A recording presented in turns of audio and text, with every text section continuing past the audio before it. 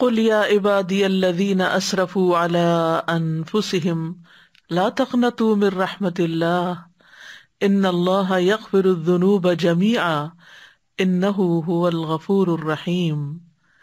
کہہ دیجئے اے میرے بندو جنہوں نے اپنی جانوں پر زیادتی کی، اللہ کی رحمت سے نا امید نہ ہونا، بے شک اللہ سب کے سب گناہ بخش دیتا ہے، بے شک وہی تو بے حد بخشنے والا نہایت رحم فرمانے والا ہے۔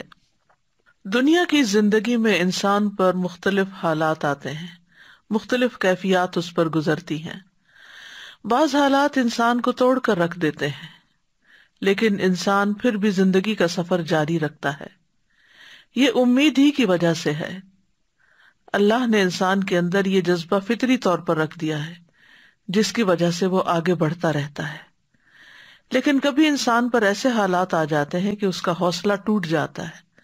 ایسے میں جو شخص اپنے رب کو پہچانتا ہے وہ کبھی مایوس نہیں ہوتا، اللہ پر بھروسہ کرتے ہوئے وہ پھر سے سرگرم عمل ہو جاتا ہے۔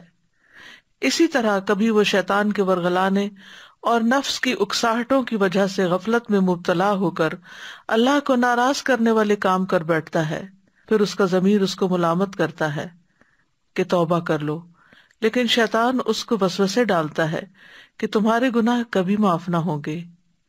ایسے میں یہ آیت پھر سے انسان کو اللہ کی طرف لے جاتی ہے کہ لا تقنطوا من رحمت اللہ، اللہ کی رحمت سے مایوس نہ ہو، اللہ سبحانہ و تعالیٰ تو سارے گناہ معاف کر دیتا ہے۔ ضرورت اس بات کی ہے کہ ہم اس کی طرف رجوع کریں اور اس کے حضور توبہ کریں۔